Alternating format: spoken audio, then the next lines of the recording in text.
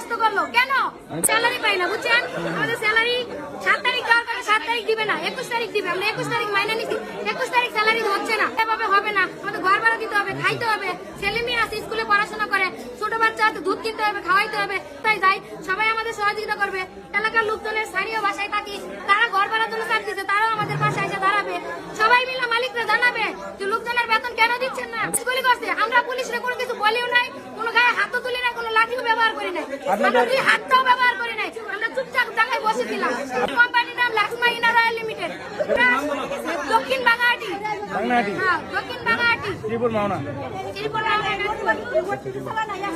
গুলিবিদ্ধ হয়েছে 15 জনের মতন। খালি গুলিবিদ্ধ না, সারা গায়ে ককটেল মারছে।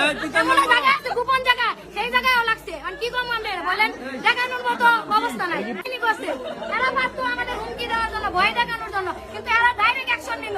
কেন? আমরা কি লাঠি নিয়ে আসছিলাম রাস্তায়? আমরা কি ভাঙচুর করছি? আন্দোলন করতেছিলাম, আমরা জাস্ট গেছি জায়গায় যায় বসে রয়েছি। আমরা বলছি আপনি গুন্ডা বলেন আমাদের বেতনটা দিয়ে দিত, কারণ আমরা তো নীরব ছিলাম, আমাদের নীরব থাকতে দিতেছে না, আমাদের বেতন দিতেছে না। ভিতরে ভাঙচুর করবো কেন? আমরা কর্ম করি, তাই ভিতরে আমরা কোনো কিছু করি নাই, রাস্তায় কোনো কিছু করি নাই, শুধু আইসা দাঁড়াইছিলাম।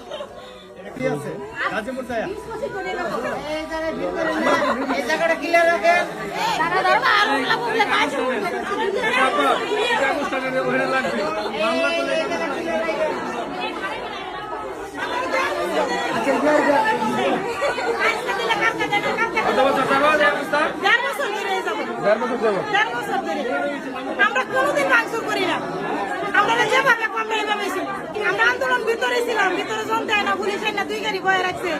পরে আমরা বলতেছে আমরা টাকা পয়সা, আমরা টাকা লেগে আসি না, যেটার জন্য আসছেন আমরা আইসি, আমরা রাখছি, আমরা লেগে বসে গেছি। আমরা দেয় না, তো আমরা রুড়ে গেছি, কারণ আমরা এখানে দাঁড়াই যদি কেউ আমরা টাকা পয়সা লাগছে